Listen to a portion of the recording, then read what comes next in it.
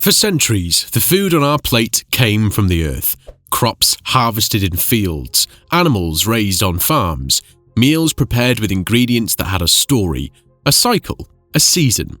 But something is changing, quietly, rapidly, and globally. The new meals of the future aren't grown, they're built. In a sterile lab on the outskirts of San Francisco, a team of scientists peer into a bioreactor, the size of a refrigerator.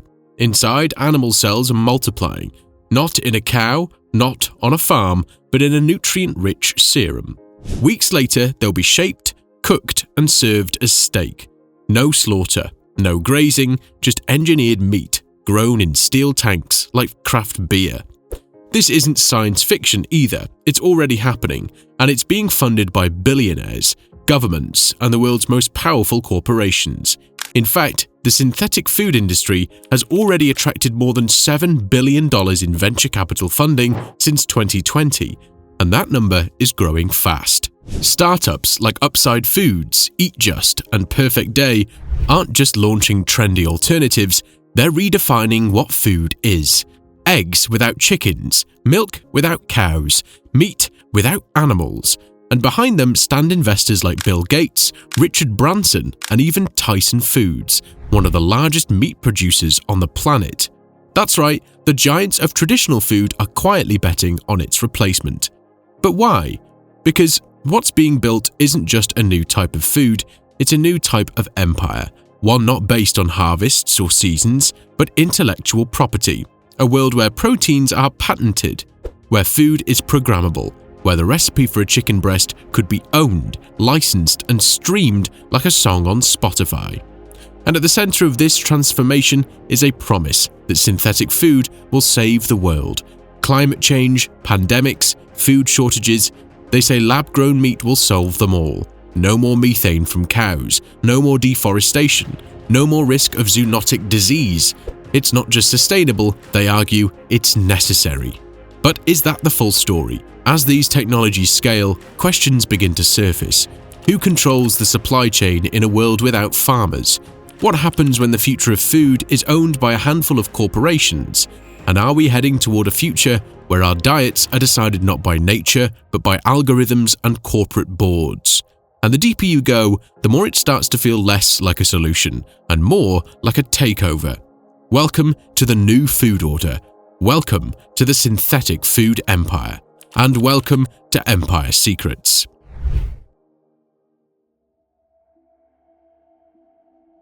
It starts with a familiar story. The planet is under pressure. Climate change, water scarcity, deforestation, and rising populations, all pointing to one common villain: the way we grow our food. But beneath the headlines and climate slogans lies something else. A calculated shift, one that's quietly moving food production from the soil to the laboratory. And the question is no longer if this will happen, it's why the world's most powerful institutions are making sure it does. The official line is simple: traditional agriculture is no longer sustainable. Meat production alone, we're told, is responsible for 14.5% of global greenhouse gas emissions. The average cow consumes thousands of gallons of water and produces more methane in a year than some cars. And with nearly 80 billion animals slaughtered for food annually, the system seems destined to break. But here's what's rarely mentioned: who benefits if it does? Because while family farms are being squeezed by climate regulations, falling subsidies, and rising costs, biotech companies are scaling up new facilities backed by ESG capital, green investment funds, and government grants in the name of environmental justice. We're watching one industry shrink while another explodes. Consider this: between 2021 and 2023, synthetic food startups received more government support than organic farming initiatives in several Western countries. In the EU, the Netherlands became the first nation to legally approve tastings of cultivated meat, a move fast-tracked by public-private lobbying coalitions. In the US, the USDA gave green lights to lab-grown chicken production even before large-scale consumer demand existed. It's not about what people want, it's about what regulators are engineering. The logic is seductive. Synthetic food doesn't need land, it doesn't rely on weather. It's made in climate-controlled labs immune to droughts, pests, or geopolitical instability. In a world increasingly shaped by chaos, this is a supply chain dream. No variables, no volatility, just sterile, scalable, and programmable food. And that's where the shift begins, from agriculture to algorithms, from farming to pharma. Because lab-grown meat isn't just about replacing cows, it's about replacing the entire food system. Inputs become chemical formulas, growth cycles become software timelines, and the people behind this transformation aren't farmers, they're engineers, synthetic biologists, and venture-backed executives. Even the language has changed. No longer do we talk about harvesting or raising animals. Instead, the new food world is built around precision fermentation, cellular agriculture, and biomass cultivation. The terminology feels more like a biotech pitch deck rather than a menu. But that's no accident, because the new food economy is modeled not after nature, but after Silicon Valley. And if that sounds like a business strategy, it is. Because in the end, this isn't just about solving a crisis, it's about creating a new one where traditional food becomes inefficient, unsustainable, and ultimately obsolete. And in that vacuum, a new empire rises, one where food isn't grown, it's manufactured, where the farmer is replaced by a code base, and where the ingredients of your next meal are less likely to come from the earth and more likely to come from a lab run by a billion-dollar startup. The farmland is fading, and pharma is taking its place.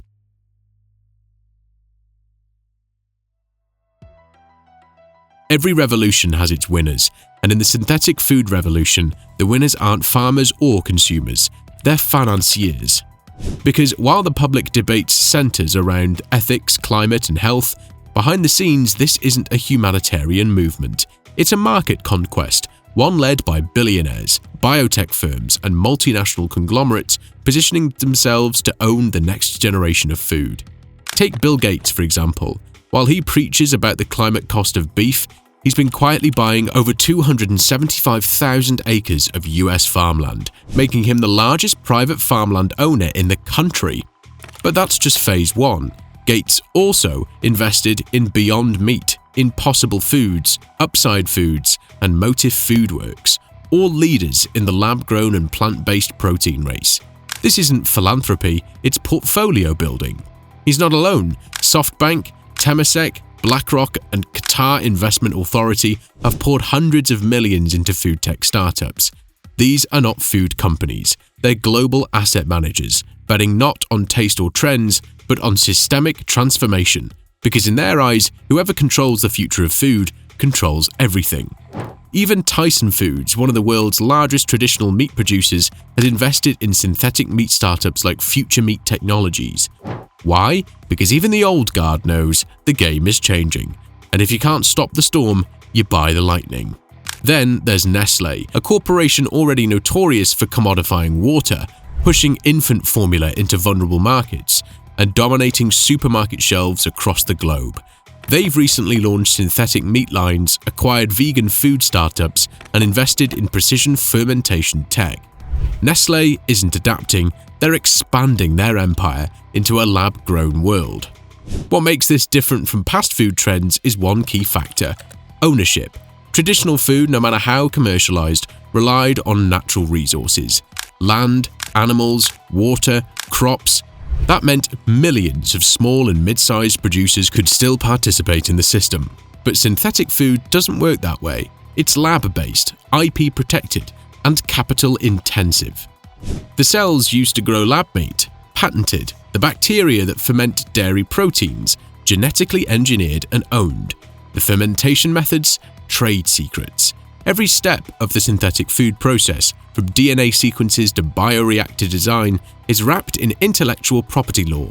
This isn't agriculture, it's software, and just like big tech, only a few players will own the code. That means in the future your food won't be made by your local farmer. It'll be licensed by a corporation, grown in a facility owned by venture capital, delivered through a supply chain optimized for profit, not flavor. And just like Amazon didn't just sell books, they took over retail. Just like Facebook didn't just connect friends, they rewired global communication. These synthetic food giants aren't just offering alternatives, they're building the foundations of a new food monopoly. So the real question isn't will synthetic food work, it's who will control it when it does. Because in this brave new world, food is no longer a right, it's an asset class.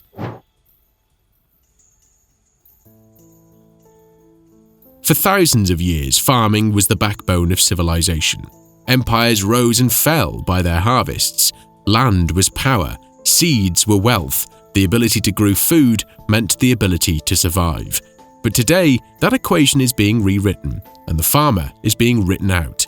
Because in the synthetic food era, power doesn't come from the land, it comes from the patent office. At the heart of this transformation is a chilling reality. The food of the future isn't just made in labs, it's owned there. Companies aren't just developing new products, they're patenting life itself. And in this model, whoever controls the code controls the plate. Let's break it down.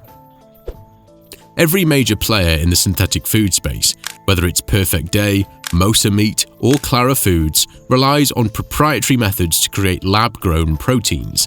Whether it's the genetic sequencing of a cow's muscle cell, the yeast engineered to mimic casein in milk, or the fermentation formula to produce egg whites without hens, each of these steps is locked behind patents. Some companies have already filed hundreds of patents, not just for the end product, but for the process, the machines, even the specific conditions under which the cells grow. In the traditional agriculture, even when farmers bought seeds from big suppliers, they still had control over how they planted, grew, and harvested. In the synthetic food model, there is no seed, no soil, no weather. Everything is proprietary technology. Want to produce synthetic milk? You need a license. Want to grow lab meat? You need the patented cells, the bioreactor tech, the company's approval. Now, imagine what happens when this model scales, when school lunch programs start using only lab-approved proteins, when fast food chains partner with synthetic food conglomerates to secure exclusive recipes, when governments, in the name of sustainability, incentivize or even mandate the use of clean meat over traditional sources. A traditional farmer can't compete with vertically integrated synthetic food firms backed by billions in capital, government support, and intellectual property monopolies. They can't match the shelf life, the margin, or the media narrative. And once consumers are nudged by climate guilt, price, or sheer availability towards synthetic options, the market collapses for the rest. But here's the twist: the real business isn't the food, it's the licensing. Just like Microsoft didn't get rich selling computers, they sold software licenses. Just like Netflix doesn't produce every film, it owns the platform. Synthetic food companies aren't looking to run restaurants or sell burgers at your local supermarket. Their long-term goal is to own the infrastructure, the tech stack that other companies must pay to use if they want to produce, distribute, or sell food. In fact, some of these synthetic food startups have already begun offering B2B licensing models, letting major food brands lease the technology to create their own lab-grown products. This isn't just business, it's a blueprint for monopolizing an entire food system. Because once you patent a protein, once you license a cell line, once you trademark the flavor of meat without an animal, you haven't just created a product, you've created a gate, and you decide who eats. The farm doesn't need to be destroyed, it just needs to be made obsolete. And when that happens, food will no longer be a shared human right.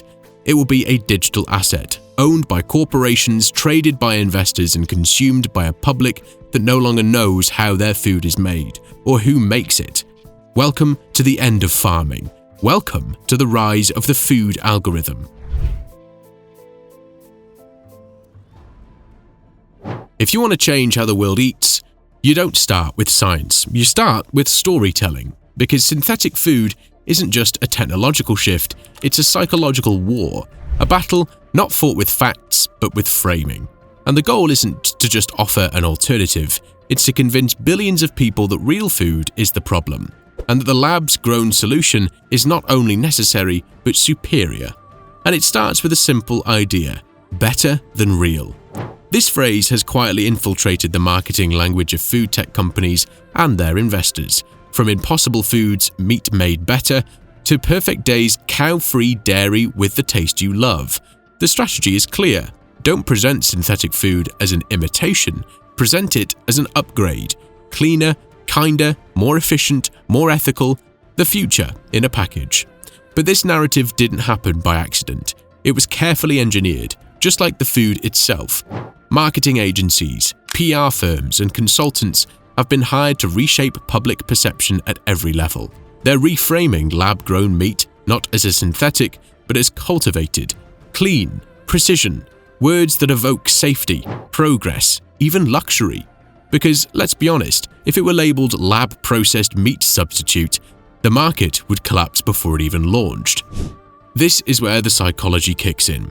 For decades, the meat industry sold as tradition. Family farms, open pastures, sizzling grills. But the synthetic food empire is selling something different: morality. If you eat lab-grown meat, you're helping the planet. You're saving animals. You're part of the solution. It's not about flavor, it's about virtue. It's the same marketing tactic used by Tesla, Patagonia, and organic skincare brands. Guilt-driven consumption. You're not just buying a product, you're doing the right thing. But here's the kicker. While these companies sell ethics, they're built for profit. Take the advertising playbooks of Impossible Foods or Beyond Meat. Slick social media campaigns, collaborations with celebrities, menu placements at Burger King, McDonald's, and Starbucks. These aren't health food startups, they're brand empires designed to normalize synthetic food through cultural relevance. The strategy's brilliant. Target younger, climate-conscious consumers. Flood the market with feel-good messaging. Redefine meat as an outdated relic of the past.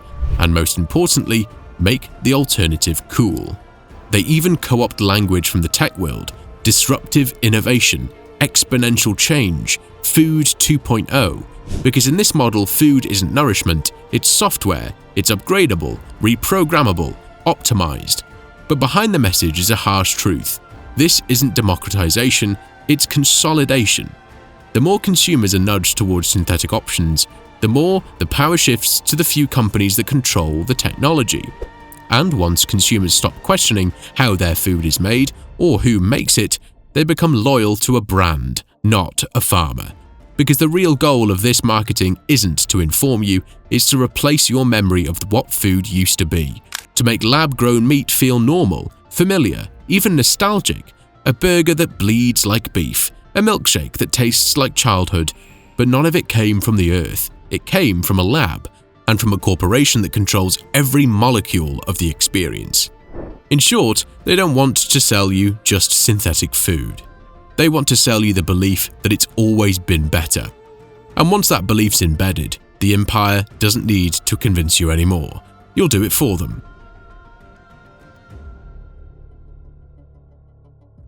While most people think synthetic food is a market trend, a consumer-driven innovation fueled by health, climate, and tech, behind the scenes it's being systematically engineered into policy.